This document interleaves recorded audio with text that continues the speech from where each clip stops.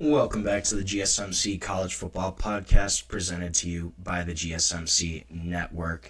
And before we get into Nico, I just want to remind everyone that if you have a comment or question, anything you want to get out, don't hesitate to drop it in the chat. Your voice adds a lot to what we're trying to do here at GSMC. We want to keep this show as exciting, as interactive as possible. If you want to make sure that your comment or question absolutely gets noticed, you can use the super chat feature. Just click the $sign at the bottom of the chat box to send in your super chat, and it's a surefire way to get your message on our show. Not only does the super chat get you a spotlight on the show, it also just helps us keep the channel going strong. And if super chat's not your thing, you can also go to gsmcsport.net to tip, donate, or leave a comment or question there. We want to keep this show as exciting, as interactive as possible. So, let's talk about another guy that is in the portal. News has obviously kind of been circulating around Nico Iamaleava all week since his departure from Tennessee. And across college football, it kind of seems the consensus is that this was not a great move for Nico. According to Albert Breer from Sports Illustrated, he said that the young quarterback was, quote, a victim of taking bad advice. He also reported that staffers around the NFL, around college football, think that Iamaleava's family is probably, he said, quote, perhaps too focus too much on what they can collectively make now and not on what's coming. And I can kind of see that. This seems almost like a short-sighted move to maximize Nico's earning potential throughout his college career. But I'm not sure if that's actually what's going to happen right now. Seems like there's not a ton of interest, or at least the market is not as hot for Nico as him or maybe his staff around him would have expected. Pete Nakos of On3, he's kind of really been taking the lead in just terms of where Nico might be going, reporting on that. So North Carolina was kind of rumored as a potential landing spot for Nico just because of their quarterback situation. Don't really have a true starter right now. There's a lot of question marks still around who will actually take snaps under center at North Carolina this season. But Pete Nakos reported on Monday that Bill Belichick's program is out of the mix for Nico. It sounds like they're probably going to target Gio Lopez from South Alabama more. And this whole situation is really kind of interesting. Josh Heupel, he had said that this is the state of college football. At the end of the day, no one person is ever bigger than the program. The program is going to be here after. He kind of went on a tangent like that. I think that point is also a little interesting because from what I've heard, just different pundits and stuff say, this is what college coaches do all the time. You have college coaches that are in year 2 or 3 of a 6 or 7 year deal, and they look for greener pastures, they look for greener grass. If they get a higher opportunity, a better coaching job, they're going to leave that program. This happens all the time. College coaches have done it all the time. So I think it's a little funny that, Nico's kind of doing the same thing, yet there's a bunch of backlash from his former head coach, from coaches around college football, kind of saying that, hey, this isn't something you do. When in reality, college coaches do this all the time. Josh Heupel himself did it when he took the Tennessee job. Lane Kiffin left Knoxville pretty infamously for USC, kind of in the middle of the night. College coaches do this all the time. I wonder if we're going to see more players kind of start to do that, take control of, I guess, their situations, or is this kind of coming back on the other side of this? Tennessee put their foot down. Are we going to see more schools really play hardball with their guys, especially with that incoming revenue sharing, the impending house settlement, what happens there? That's going to be kind of interesting. So Pete Nakos also reported that multiple programs are ready to become contenders if Nico is open to a deal closer to $1 million. So that's kind of interesting. Nico was scheduled to earn, I believe, around $2.2 million. I'm assuming it was probably 2.25. I don't know the exact figure there. Excuse me, I'm sorry. But that's something where Nico might actually lose money from this maneuver. In terms of trying to get more money, he actually might kind of lose out. There's supposedly a bunch of programs that they want to get in on him if he drops that price point. If he's really sticking to that price point, I'm not sure who's going to throw that type of money at him.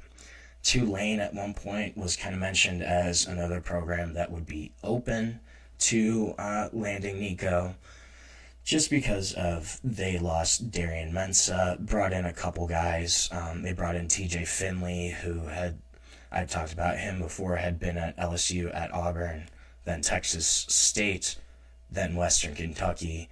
Kind of bounced around a lot, but he was projected to maybe be their starter. He has legal issues right now that are still impending, so Tulane kind of was mentioned as a spot.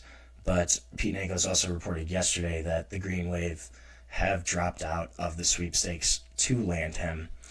But this is interesting. There really doesn't seem to be a strong market. One GM in the Power Four, one of the schools, told ESPN he thinks that Nico pretty much has no market. That was his actual quote, that he has no market. Another thing that's really big here that people are kind of skipping over is that Nico cannot go to any SEC schools. The SEC has a rule where you cannot transfer in the conference in the spring window.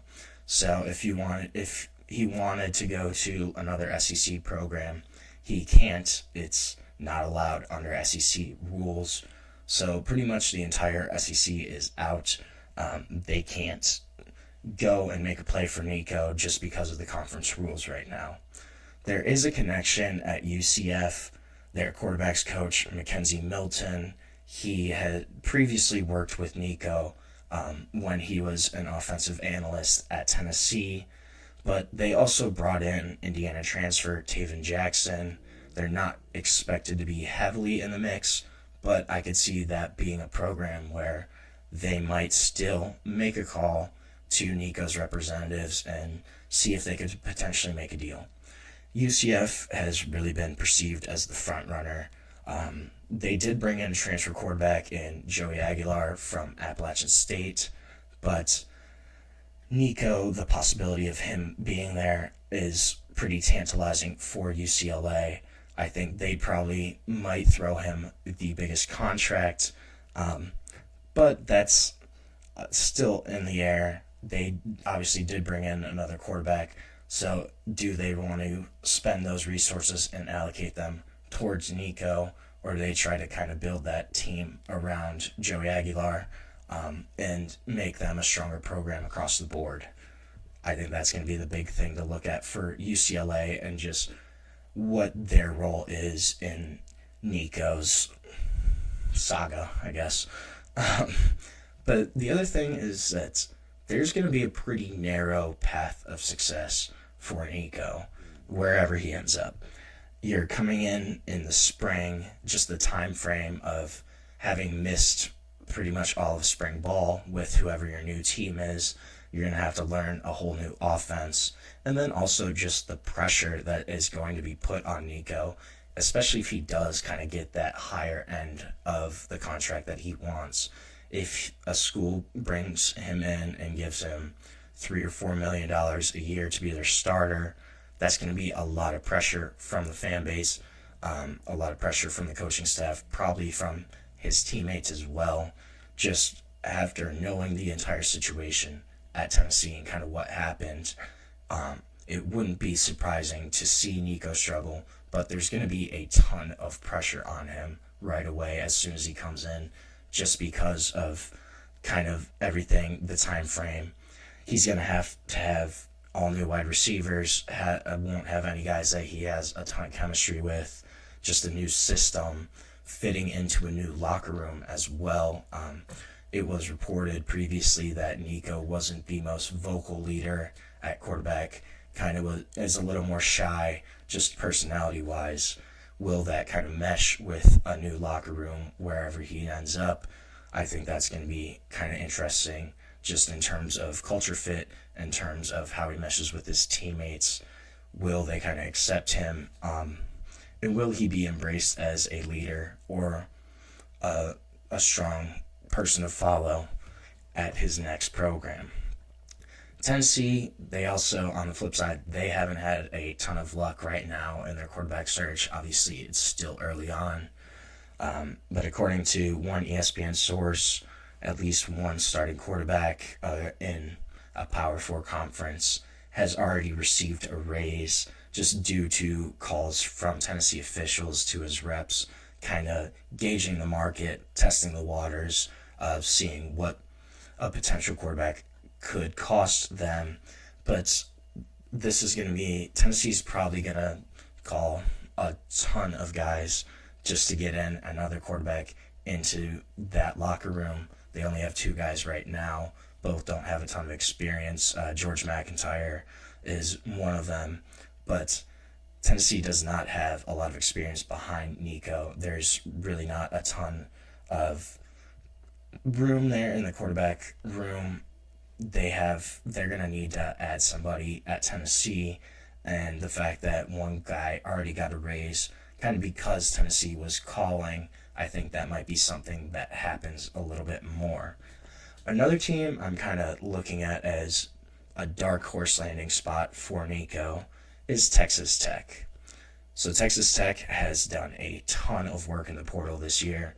Went 8-5 last season, but they've spent double-digit millions of dollars to kind of upgrade this roster. They brought in around 20 guys from the portal in December. They've been really, really aggressive this year just in terms of adding talent, kind of doing what Ole Miss did last season in terms of almost going all out for 1 year.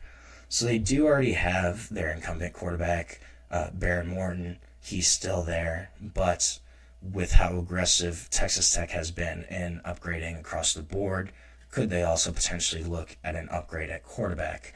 And they have the resources. They've been really, really aggressive in terms of just upgrading this roster, getting guys in that they think could help them get to the next level, potentially compete for a college football playoff berth in a Big 12 championship. Could that be a spot where Nico ends up? Nico is a better starter than Baron Morton. Not that Baron Morton is a bad starter, but definitely would be an upgrade there. Could Texas Tech actually be a decent landing spot for Nico? I think that's going to be a dark horse team that could potentially get in on the conversations that we haven't really seen kind of talked about in the national media. I think that might be a decent spot for Nico, though, just coming in. They have a bunch of talent around him already that they brought in. That could be a team where Nico could actually do pretty well and succeed at, and maybe even get the contract that he wants. So we're going to take another break on our show now, and when we come back, we're going to talk a little bit about Miami, about the Hurricanes, their upcoming season, kind of what that's going to look like. So we will be back shortly on the GSMC College Football Podcast.